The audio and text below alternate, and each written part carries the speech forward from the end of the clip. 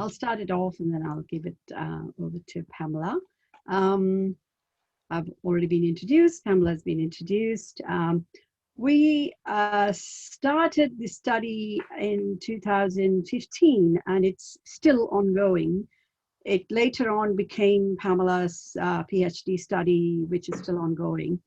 So at the time in 2015, around Australia Day, there was a particular campaign by the federal government that had a partnership with the Australia Day Foundation and Twitter and the National Museum of Australia. Together, they started promoting Australia Day, and they said, how will you celebrate Australia Day? Tell us, and, tweet and share your pictures, and we will encapsulate all of this into a time capsule archive at the National Museum of Australia, as a snapshot and a time capsule of Australia Day in those years. So this ran for about 2 years, and this was the first year that we got the data from. So this what we are going to tell you is about what the data actually was on Twitter, as opposed to what was in the actual National Museum of Australia archive. So you can move to the next slide, Pamela. Oh, do you want me to take over? Sure, yes. All right, so just to give you some background into the study. So what we'll be talking about tonight is from the research that I did undertake several years ago. So there may be some updates since then, but I'm going to focus on some of the data that I collected in 2015. And at the time, Tony Abbott made a comment in the public domain that he would leave social media to its own devices and that he considered it to be electronic graffiti, which I guess triggered something for me and resulted in us using an electronic graffiti or a graffiti-based research lens to consider just how Twitter data or tweets were a form of, I guess, political commentary like graffiti that is potentially transient, is potentially challenging more dominant discourse. And so that's the reason for this slide, and why we talk about electronic graffiti, I guess, in the first place. And I think like graffiti, those who, I guess, dismiss its validity as a public voice do so, I guess, at their own peril, or unfortunately, that might be why change is, I guess, slow, but at the same time still quite a relevant medium, if you like, for public and political discourse. And when we get to the second half of this talk, we'll discuss more about, I guess, what I consider from a professional perspective, what is a form of documentary evidence, which will be important, I guess, into the future, and something that professionals in the information glam businesses should be considering before it's too late. So just to explain the data that I collected, so despite the fact that the National Museum was collecting data with the Australia Day hashtag specifically, I collected 2 days or 2 consecutive days worth of data using 2 hashtags to source my data: Invasion Day and Survival Day. So this cloud tag indicates that Invasion Day and Survival Day were, I guess, in the adjacent commentary or domain as Australia Day. Australia Day itself probably would have been the more dominant, but because that wasn't part of my collection criteria, it's why Invasion Day and Survival Day are a little bit more dominant in what we're going to discuss and what I was interested in analysing. So part of what I did was I did an iterative review of the tweets that I collected and categorised those by a number of I guess, examples of what I felt people were trying to enact. So I'll only look at the first few, but of the ones that were most dominant, I guess, across my collection. But basically, we had the resistors. So those who were actually looking to, I guess, challenge the celebratory nature of Australia Day. We also had the thinkers and the remorseful. So those who, I guess, were taking the opportunity to use Twitter to give their own apology to our First Nations people. Those also looking at what might happen, you know, in terms of changing the date, and also things, other typical conversations around Indigenous issues such as the stolen generation. We also had those who took the opportunity to educate, so made comments around what Invasion Day and Survival Day might mean, as opposed to the celebratory nature of Australia Day. We also had the lobbyists, so those actually more actively looking to abolish Australia Day, change the date, change the narrative, move forward, I guess, beyond the traditional celebratory positivist type view of Australia Day and national identity. And then we have the co-opters, those who took the opportunity to raise other issues relating to Australian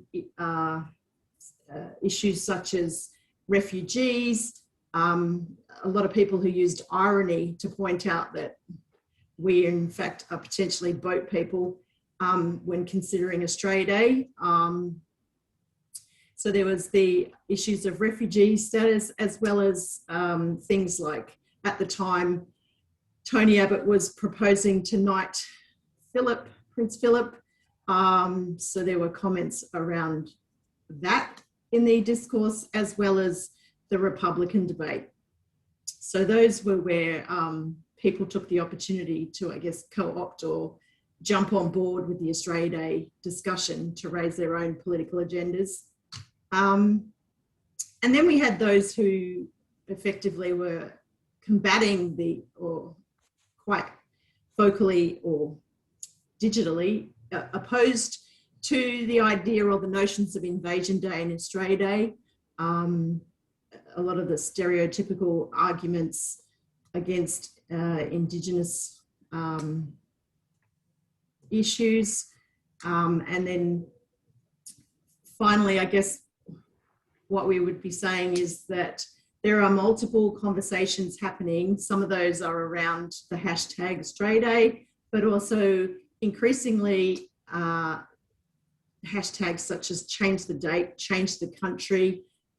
These days, it's also changed the nation. So they're the many conversations going on, I guess, in parallel to the Australia Day discussion that was originally, I guess, promoted and sourced for the time capsule. So Bhuva, is there anything you wanted to add? Oh, not to this. You can move on to the next. And we have looked at the evolution of it because we've been collecting this Australia Day data since 2015 to this day. And more recently, with Twitter giving us academic access, we have more data. We don't know what to do with it at the moment, but we can see the evolution of the whole discourse moving along in the last 5 years. So it's really interesting. It's more like longitudinal data at the moment. So in a way, we can see that these sort of born digital artifacts that are part of our history are not, you'll see why it's not being archived as such, and we really can't find it as researchers anymore. Some of the tweets that we are actually showing you here that we have captured are not available anymore, even to researchers. Pamela will talk a little bit more about that. So in a way, the Twitter itself has become a battleground for all of these issues. You can move on to the next slide, Pamela. Yeah, before I do, I'll just point out the screenshot on the left is actually taken from the National Archives curated Twitter, I guess, feed that was available back in 2015. And there's very much that stereotypical presentation of things like Vegemite, Australian flags, celebratory in nature, other images quite common are green and gold, cricket, backyard cricket, barbecues, etc., etc.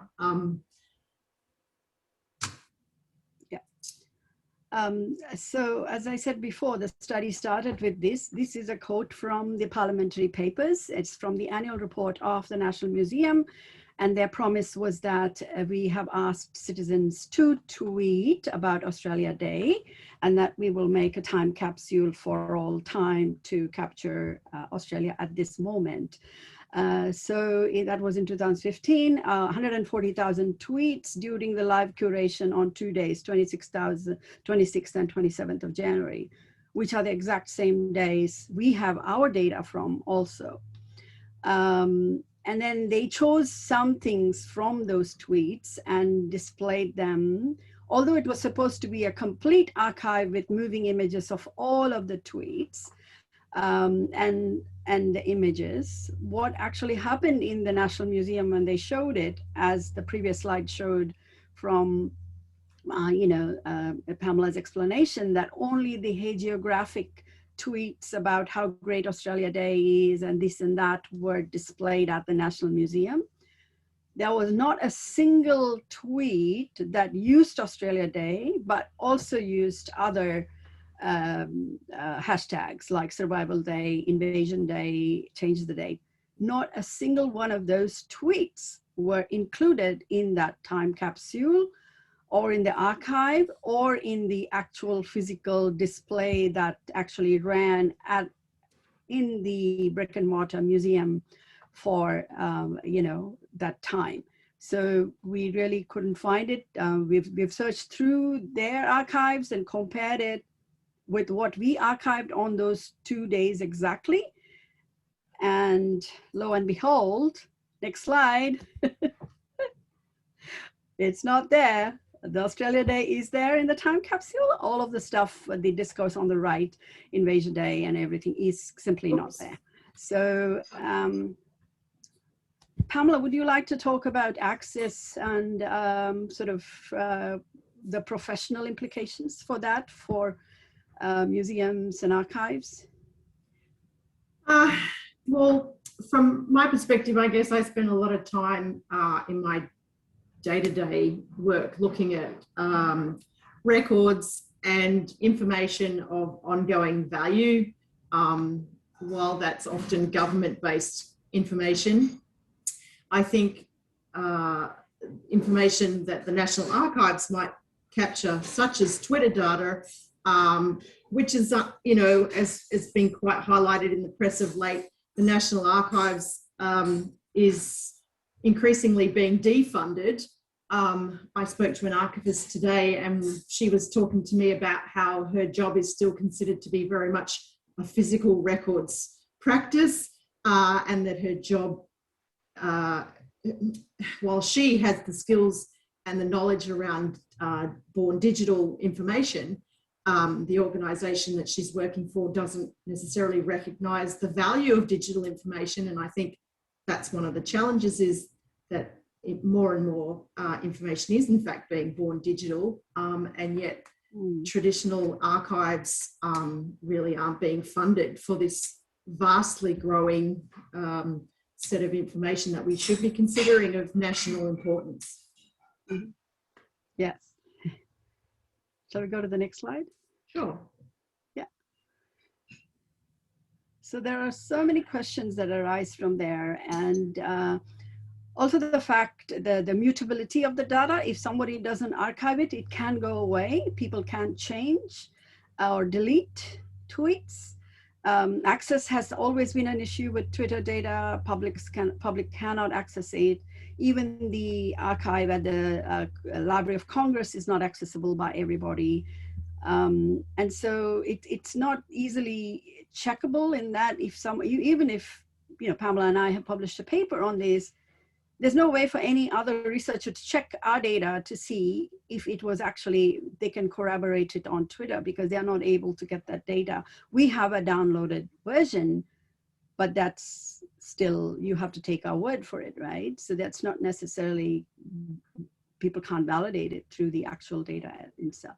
So the access has been an issue. The mutability of the data has been an issue. And of course, ethics. Pamela, would you like to talk about ethics of like anonymization and all of that, which we have encountered, and we have dealt with it differently based on who we are studying? Yes. So I guess for this particular study, we made a conscious decision not to paraphrase, not to change the words or the tweets themselves, and we left them in their native form, if you like, because we felt that to do so in some respects was another form of censorship, whereas in dealing with completely different data, for example, some data that I collected for a homeless study, we deliberately wanted to protect the more vulnerable. Their posts weren't necessarily actively political in nature, so we felt that it was much more important in that instance to de-identify both the individual and the posts themselves. Mm-hmm. Yeah, I think we don't have much time left, Pamela. Let's go on to the next one and wrap it up. Yep.